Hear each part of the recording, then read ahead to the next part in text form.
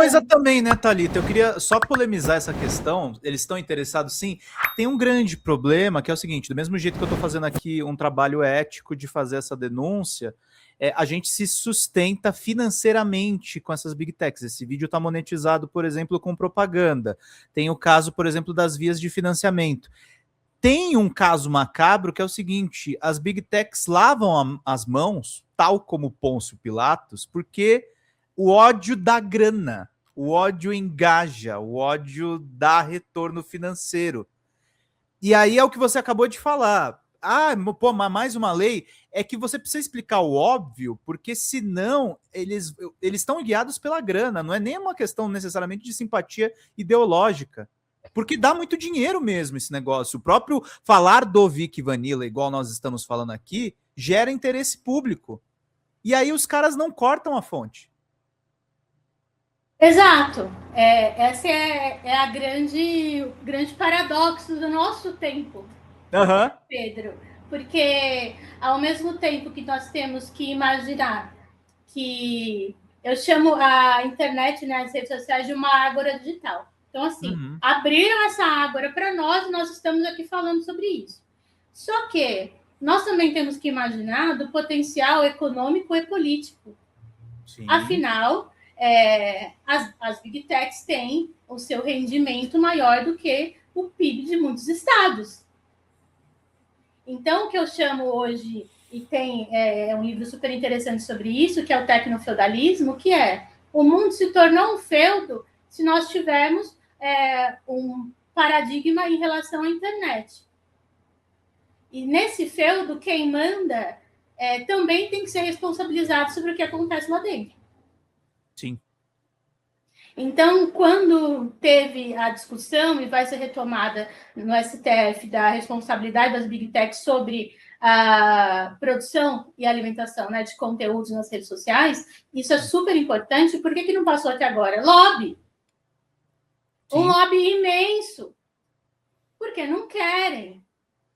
E assim como não querem, também não querem perder o Brasil. Afinal de contas, nós temos... na época do meu mestrado, nós tínhamos mais de 70% da população conectada à internet. Acredito que agora, depois de 5 anos, isso tenha aumentado. E lembrando que essas conexões, elas não são conexões permanentes. Sim. Por quê? Porque nem todo mundo tem o acesso financeiro a ter a compra de dados, por exemplo, a ficar conectado 24 horas por dia ou 7 dias por semana.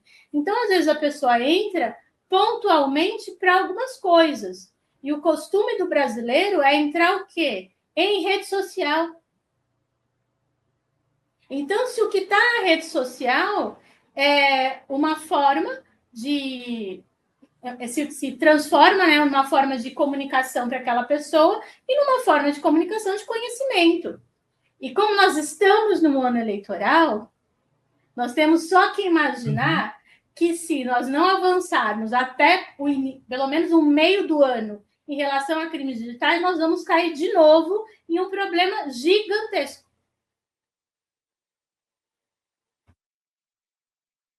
Bom, voltando ao Vic Vanilla, né? Opa, desculpa, deu uma sumida no meu som aqui. A gente pode ter danos irreparáveis se um movimento desses ganha tração, né? Não, danos irreparáveis, sim. Como eu disse, por quê? Porque nós temos que imaginar o que é possível tolerar. Tem coisas que não é mais possível tolerar. Os discursos de ódio, a gente não pode mais tolerar isso.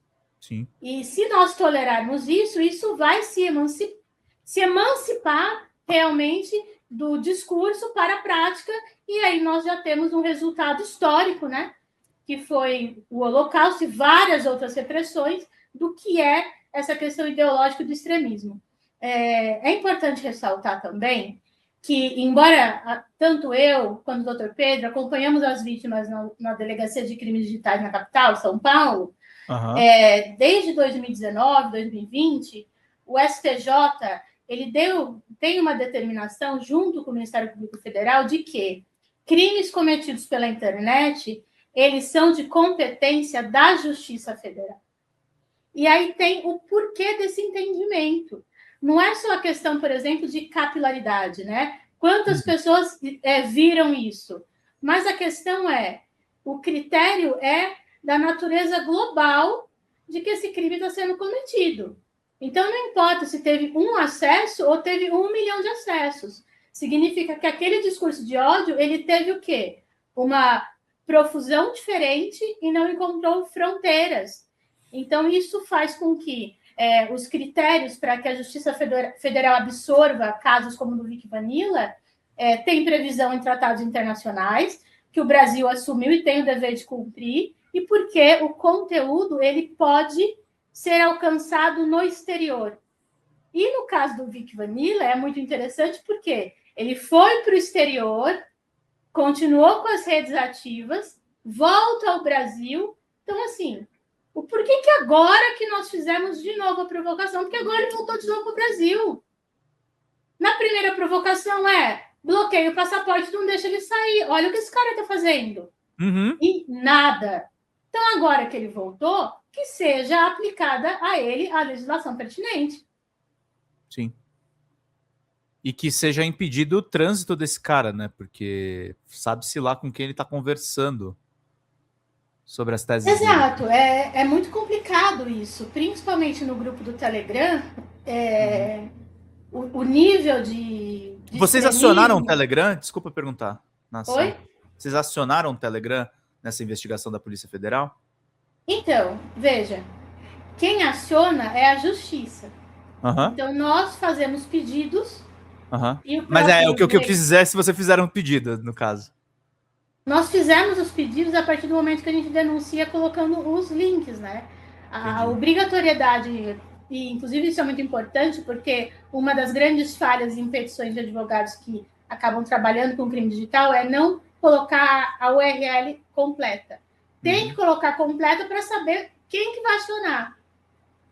E hoje, todas as plataformas de mensageria e também de redes sociais têm um canal direto para autoridades. Então, aquela questão toda de mandei um ofício para o Telegram, mas na Rússia. Não, tem e-mail direto. E aí, se não responder, começa a aplicar essa multa. Mas tem que ser feito. E é feito diretamente para autoridades. Para que, obviamente, não sofressem a sanção de ter que se retirar do Brasil. Afinal de contas, nós somos, para eles, um produto. Sim, claro, eles usam os nossos dados, é essa questão toda. Tem uma pergunta aqui que apareceu no chat do Pietro, a advocacia mandou para a gente. Doutora Thalita, minha referência, no caso Vic Vanilla, onde a fé termina e o uso político começa? A conversão pode ser escudo para o ódio? Abraços do fã, doutor Walter Petrobon, de Boituva, São Paulo. Doutor Walter, grande advogado.